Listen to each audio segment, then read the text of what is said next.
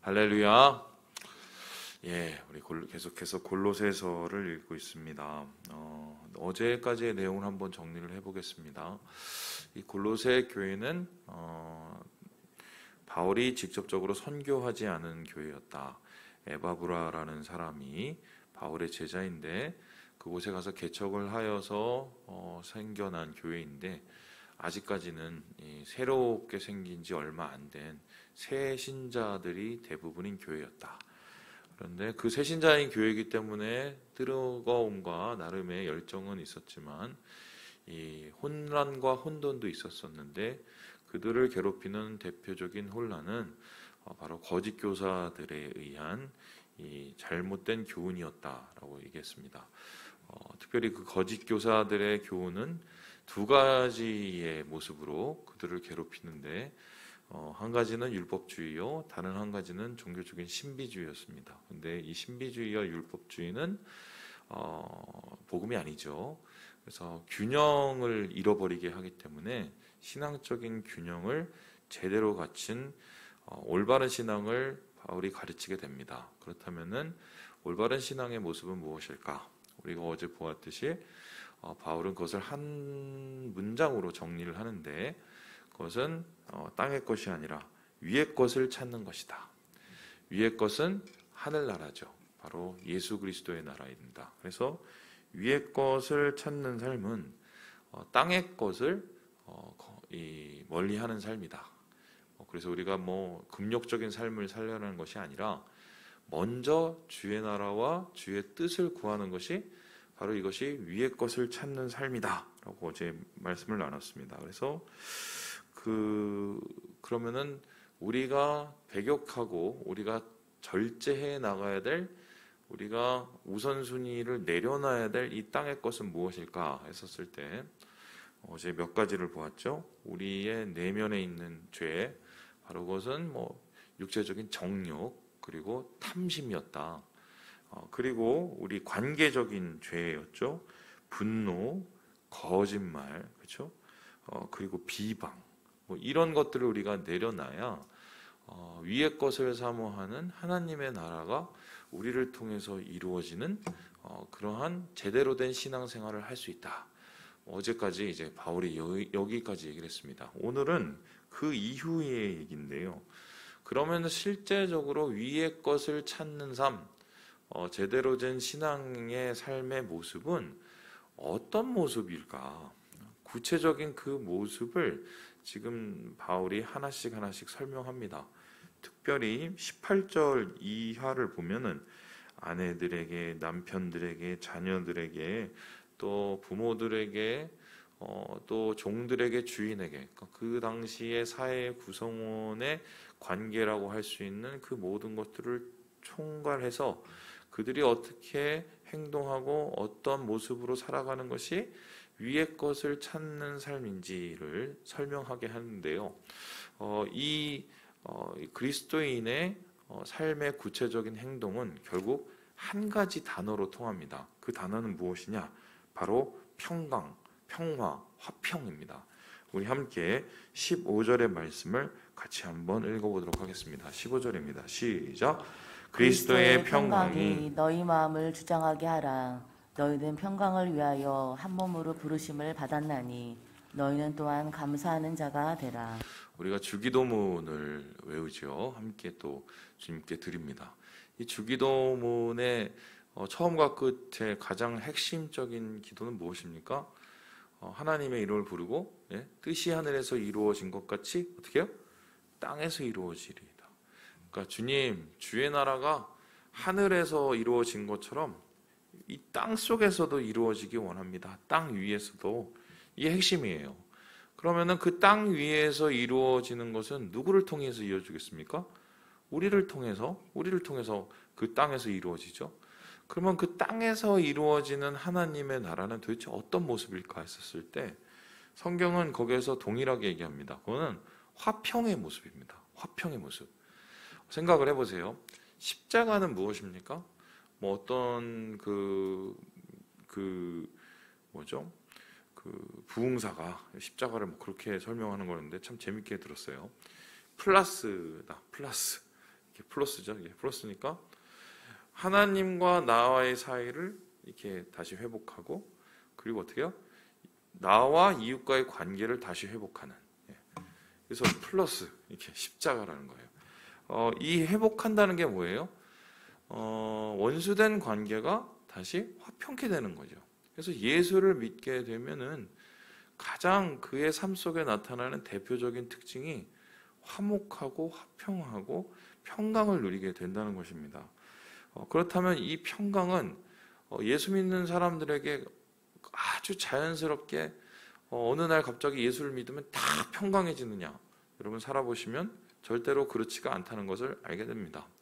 당장 피가 섞인 자녀들하고의 관계에서도 평강이 안 이루어지죠. 그리고 사랑해서 뭐 죽자사자 결혼을 했죠. 그래도 좀 지나고 나면은 그 평강이 제대로 이루어지지가 않습니다. 예전에 제가 어느 이제 부부분, 우리 교회 아니에요. 그 상담을 하고 했는데 이게 실화예요, 실화. 그 부인이 남편하고 너무 많이 싸워서 남편이 저한테 이렇게 상담을 받으러 왔어요. 근데 그 남편이 상담을 어떻게 받으러 왔냐면 부인이 너무 무섭대요. 그래서 왜 무섭냐고 물었더니 저는 막 이렇게 막 괴롭혀서 무섭냐 했더니 때린대요. 그런데 이게 외모상으로 보면 절대로 때릴 분위기가 아니거든요. 근데 진짜 때린대요. 진짜 때린대요. 아니, 그래서 제가 그 집사님한테 아니, 집사님 그거 맞고 계세요? 그랬더니 그게 아닌 것 같은데 하다 보면 그렇게 된대요. 그런데 재밌는 거는 뜨거운 연애로 결혼하신 분이에요. 또 반면에 한쪽은 남편이 맨날 그 때린대요. 우리 교회 아니에요. 그래서 뭐 그걸 봤더니 또 그 남편분도 사회적인 상당한 지위가 있는 사자예요. 사자로 끝나시는 분. 그런데 이분은 중매로 결혼을 했더라고요. 제가 그래서 다 느낀 게 중매로 결혼하든 연애로 결혼하든 똑같구나. 제가 그걸 봤어요. 그렇게 사랑을 해서 결혼을 해도 죽자사자 싸운단 말이죠. 그죠? 그뿐이 아니죠. 사회에서의 관계는 어떻습니까? 어제 이제 그 권사님 한 분을 만나서 뭐 이런저런 세상 돌아가는 얘기를 했는데, 자녀분이 이 자기 직장에서 얼마나 힘든지 뭐 이런 얘기를 했어요. 뭐 여러분 그 태움이라는 얘기 아세요? 태움? 아세요? 그게 뭐냐면 그 간호사분들이 그 제일 처음에 그 1년 차에 실습처럼 이제 나갔을 때 1년 동안 그 죽기 살기로 괴롭힘을 당하는 걸 태움이라고 그래요. 태움. 근데 이게 왜 태움이냐? 영혼을 다 태워버린다.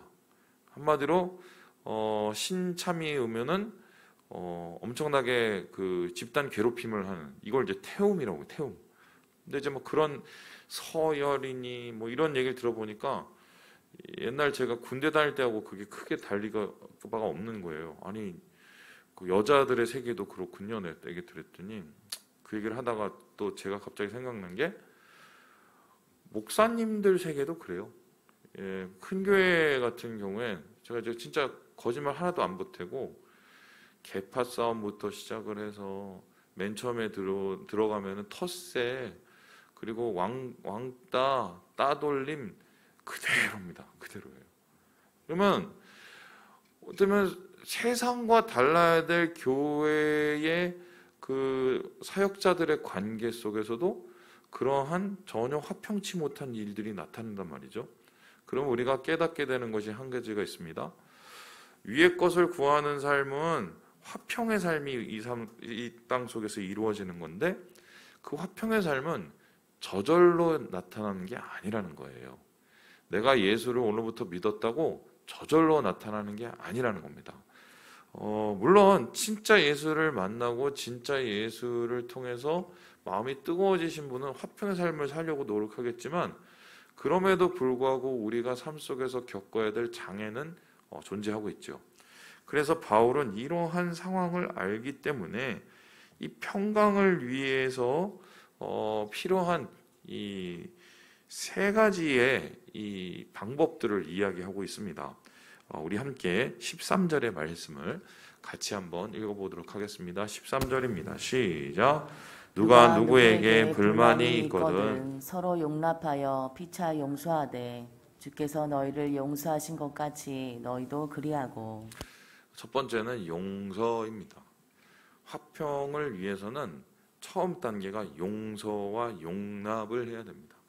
용서라는 것은 무엇입니까? 내 마음속에서 그 사람에 대한 분노나 여러 가지의 감정들과 상처들을 내어 던지는 겁니다. 용납은 무엇입니까?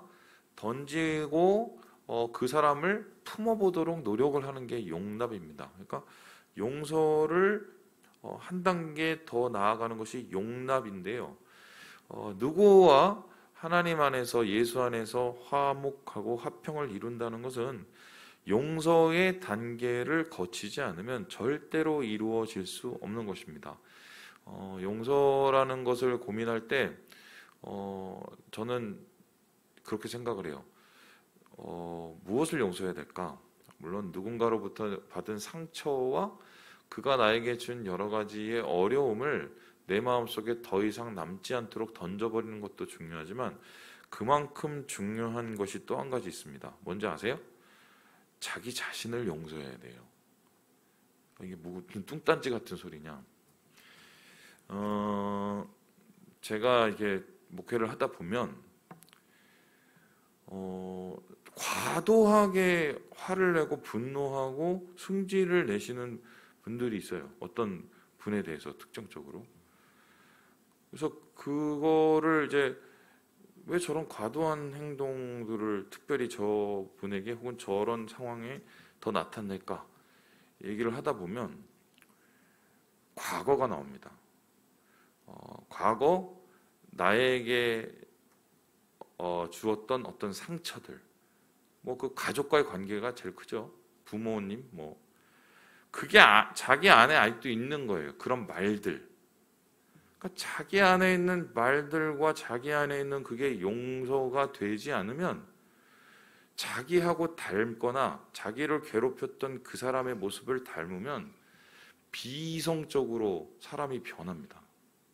그래서요, 용납과 용서는요, 합평하기 위해서 서로가 서로를 낮게가 아니라 낮게 여기고 하나가 되기 위한 가장 중요한 단계입니다. 십자가는 무엇입니까? 그 십자가의 시작은 용서로서 시작이 됐죠. 용서 아시죠? 그리고 그 두 번째 용서의 다음에 있는 그 단계는 무엇입니까? 우리 함께 14절의 말씀을 같이 한번 읽어보도록 하겠습니다. 14절입니다. 시작. 이 모든 것 위에 사랑을 더하라. 이는 온전하게 매는 띠니라. 사랑이죠. 그냥 용납과 용서만 하면은 관계가 꼭 회복되는 것은 아닙니다. 사랑을 해야 됩니다. 여러분, 사랑은 무엇입니까?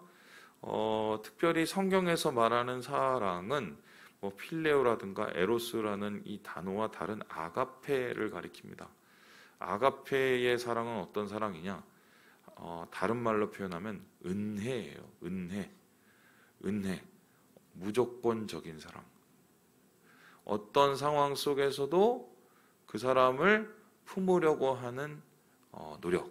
이게 아가페입니다. 예수님께서 이 세상의 영혼들을 위해서 구원하셨을 때 내가 좋아하는 사람들만 골라서 구원하신 것 아닙니다. 모두가 구원받을 수 있는 길을 열어주시기 위해서 구원하셨습니다. 모두를 용서하시기 위해서 구원하셨죠. 마찬가지로 예수 믿으면서 이 화평의 삶을 살기 위해 우리가 노력해야 되는 것은 용서할 뿐만 아니라 그 사람을 내 형제와 내 이웃과 내 가족으로 맞아들이도록 몸부림을 쳐야 됩니다. 이게 되게 힘든데 이 사랑을 이루기 위해서 중요한 게 한 가지가 있어요. 무엇을 할까요? 희생이 필요합니다. 예수님께서 그냥 이 땅에 오셨고 내가 너희를 얼마나 사랑하는 줄 아니? 나 엄청 사랑한다. 이렇게 말만 하고 가셨으면 공수표죠. 근데 예수님의 사랑이 모든 사람들의 마음을 움직일 수 있었던 이유가 뭡니까? 자기 몸을 내어줬기 때문입니다. 희생을 했죠. 왜 당신은 나를 사랑하지 않아? 그런 말에는 왜 당신은 나를 위해서 희생하지 않아? 라는 말이 있습니다. 그런데 그렇게 요구하는 사람은 정말 희생을 할까요? 사랑은 요구하는 게 아니라 내어주는 겁니다. 그래서 주님께서는 이 바울을 통해서 화평을 위해서 이러한 용서와 그리고 그 용서를 덮는 뜨거운 사랑, 은혜가 필요하다라고 말을 합니다. 그리고 이 사랑 위에 실제적인 삶의 모습이 필요합니다. 우리 함께 17절의 말씀을 같이 한번 읽어보도록 하겠습니다. 시작. 또 무엇을 하든지 말에나 일에나 다 주 예수의 이름으로 하고 그를 힘입어 하나님 아버지께 감사하라. 그러니까 용서를 하고 사랑을 하고 그 사랑이 구체적으로 삶 속에서 나타나기 위해서 무엇을 합니까? 예수님처럼 하는 겁니다. 예수님처럼. 그럼 예수님처럼 하는 게 무엇인가? 12절에 이렇게 나타나 있죠. 긍휼, 자비, 겸손, 온유, 오래 참음. 다시 읽습니다. 긍휼, 자비, 겸손, 온유, 오래 참음. 이거를 한마디로 표현하면 예수님이죠. 그럼 예수님처럼 사랑하기 위해서 긍휼, 자비, 겸손, 온유, 오래 참음, 이것을 굳이 하나로 똘똘 뭉치면은 무슨 단어 안에 들어갈까요? 저는 오래 참음이라고 생각합니다. 예. 왜냐? 바울이 이 사랑에 대해서 설명을 할 때 제일 뭐라고 얘기합니까? 고린도전서 12장에 13장에 뭐라고 합니까? 사랑은 언제나 오래 참고. 제가 이때까지 살아보면 누군가를 위해서 참는 게 제일 힘듭니다. 그렇게 힘들 수가 없어요.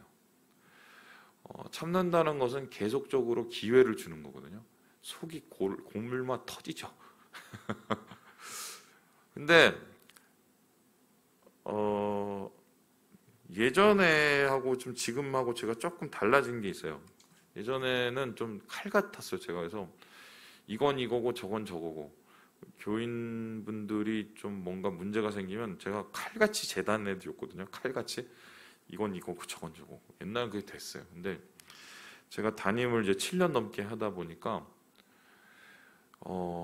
이상한 버릇이 한 게 생겼습니다. 그게 뭔지 아세요? 그래도 한 번 더 생각해 보려고 해요. 그분의 어떤 그런 상황들을, 또 그분의 문제들을, 그리고 끝까지 한 번 더 기회를 주고 싶은 마음이 막 마음속에 있습니다. 이게 어떤 목사님하고 얘기했더니 그게 부모 마음이래요. 예. 근데 잘 생각해 봤더니 제가 요셉이나 예지를 대할 때 칼같이 대하진 않거든요. 걔네들이 참 먹 같은 부분이 있을지라도 그래도 한 번 더 생각을 해보고 기회를 주려는. 부모는 오래 참죠. 속이 터져도 참습니다. 그 이유가 뭔가요? 사랑하기 때문이에요. 사랑하기 때문에. 그래서 그 이후에 나오는 이 18절부터 나오는 뭐 이런 얘기들, 아내에게, 남편에게, 자녀에게, 아비에게, 종들에게, 주인에게, 이것의 공통점을 보세요. 일방적으로 바울이 이야기하지 않아요. 야, 이건 니네가 잘못한 거야. 아내, 니네가 똑바로 해야지. 남편, 니네가 똑바로 안 해서 그런 거야. 이렇게 얘기하지 않아요. 관계예요, 관계. 각자의 자리에서 최선을 다해서 누군가에 대해 참아주고, 기다려주고, 용서해주고, 사랑해주는 그 관계. 이러한 관계를 통해서 서로가 서로를 낮게 여길 때 하나님의 공동체가 아름답게 나타나 이 땅 속에 주의 나라가 이루어지게 된다는 거죠. 예, 말씀을 마칩니다. 말은 쉽습니다. 예, 말은 쉬워요. 이렇게 설교를 100편 하라도 할 수 있습니다. 한 번 행동하는 게 어렵습니다. 예, 사랑하는 우리 형제 자매 여러분, 예수 믿는 사람은 화평을 이룹니다. 기억하시고 주의 화평을 오늘 가운데 용서와 사랑과 오래 참음으로 이루어 가시는 사랑하는 주의 백성 되시길 주님의 이름으로 축원합니다.